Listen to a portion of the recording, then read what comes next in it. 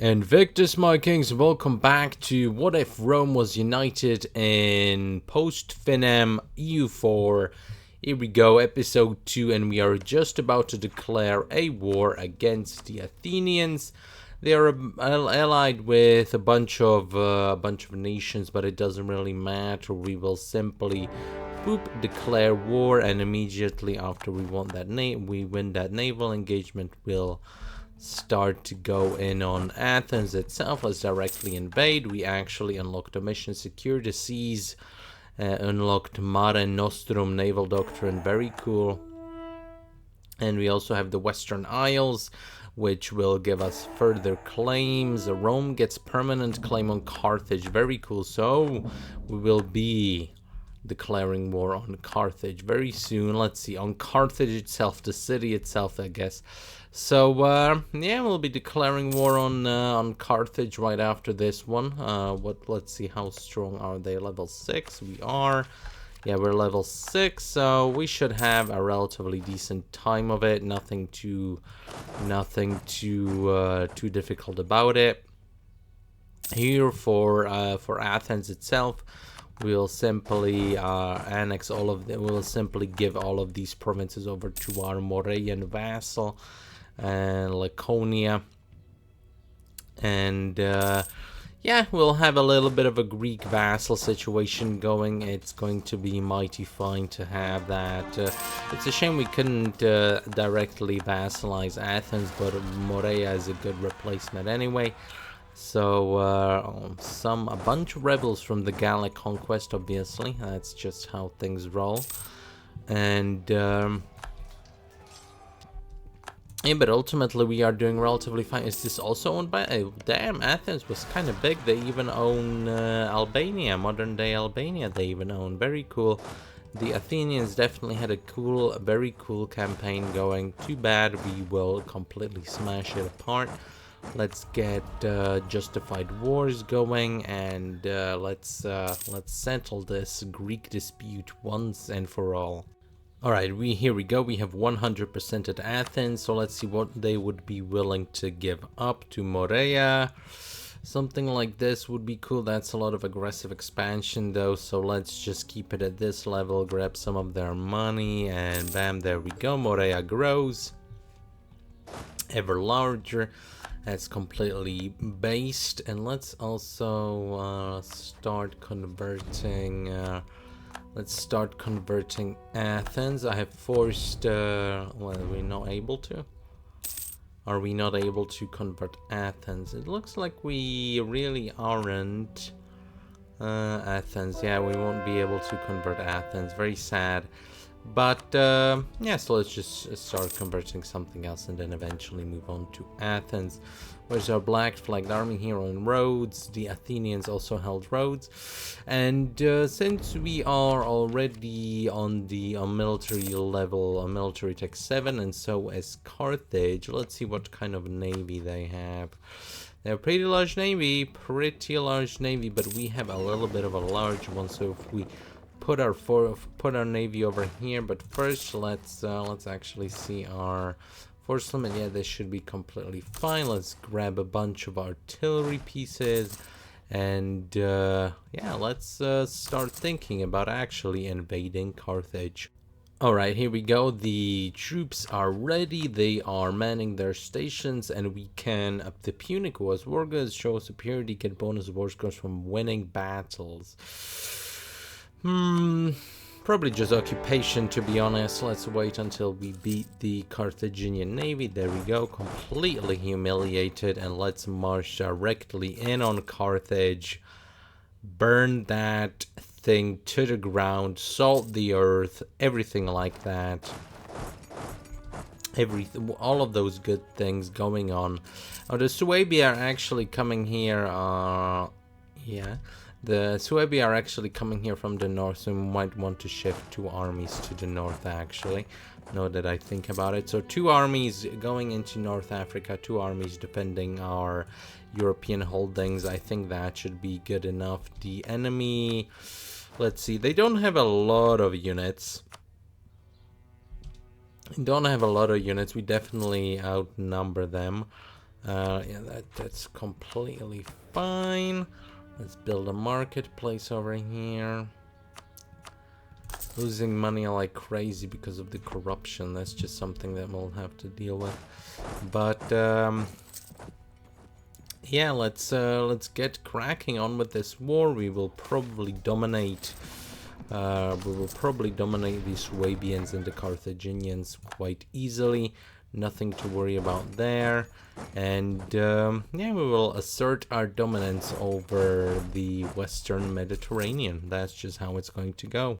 There we go, and we are going to be able to take just about this much from the Carthaginians. So we have reclaimed, or we have claimed Carthage for ourselves. These provinces won't be able to be cored for a little while, but there we go. The Carthaginian menace has been stumped. Let's see, Carthago delenda est. Driven by vengeance, we launch a decisive campaign to utterly destroy Carthage, ensuring it never again threatens Rome. And the event sack of Carthage happens. Rome will gain 10 power projection. This power projection is permanent. Provinces in the Carthage region will gradually begin converting to Punic culture over time. Very cool. So devastation in Carthage. Salt will not be produced in Carthage, and extra tax production and manpower in Rome. Very interesting. But we gain a staff from it. So yeah, there we go. And we can take another mission. Restore Rome. So just as we destroy Carthage, we restore Rome. The once mighty city of Rome has fallen far since the lofty heights of the First Republic, as we have proclaimed ourselves the successor to that state and the rightful custodian of Rome. It is only right that we expend all the resources necessary to restore the city to its former glory, and we get some nice bonuses from that. They're very cool, very cool. So, Republican tradition, Parliament issues will get some extra stuff from it. But yeah, everything's going just about fine. Price of paper has gone up, and yeah, so Carthage has been rebuffed. Next on the chopping block, I think it's Macedon, because while we have given them a bloody nose once, is still growing at a quite alarming rate. So we definitely have to stop them in their tracks.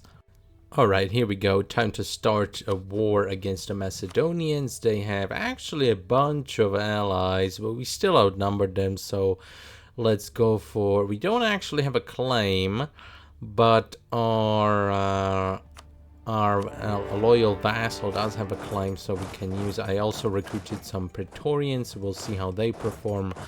And yeah, let's get this party started against the Macedonians. We will definitely have a lot of interesting times against them. I also started our golden era, so we have a little bit of an extra advantage in fighting against the enemy. And I also took abolish serfdom, which gives us moral armies plus 10%. So definitely have, and let's not forget that we have a tradition of discipline plus 5%. So definitely have relatively decent military over here as it stands, so we should have a relatively good time actually fighting against the Macedonians. Now let's see what kind of ideas they went with. They went with assimilation ideas, and they have Macedonian traditions and Alexander cities.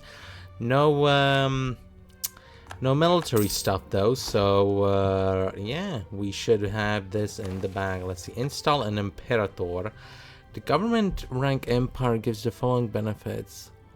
Enact a Roman Empire government reform. Enables parliament fixed empire rank reform.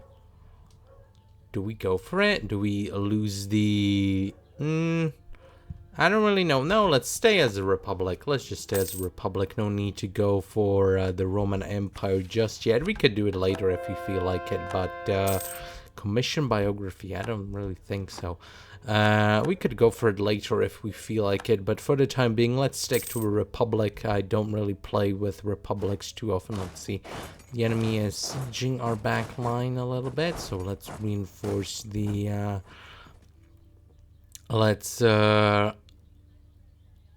okay, let's reinforce the the rear, so to say, of our country.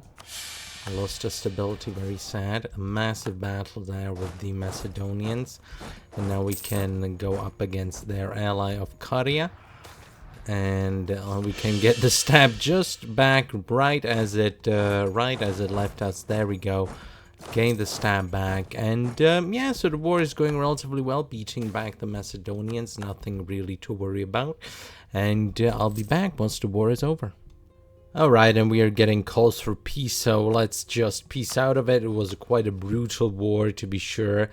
So we probably want to actually link up our, let's just go like this. Oh, maybe not Byzantium. There we go. Let's just go like something like this to separate their two spheres. The rest of Greece is gonna be owned by our loyal vassal of Morea, and the stuff that we just took is gonna be owned by us, obviously. But yeah, we will probably wrap it up here pretty soon. We actually made some relatively decent advances here. We made Morea grow larger. We definitely established ourselves here in the Greek peninsula. We took a bite out of Macedon. We established ourselves here in Carthage. We humiliated Carthage quite a bit.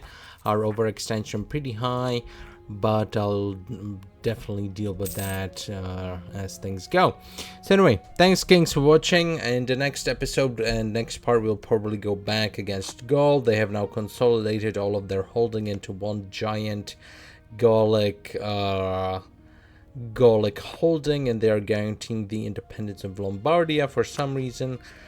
So we will go against Gaul, then go against Lombardia to reset our truce with Gaul, but we will definitely go up against the Gauls.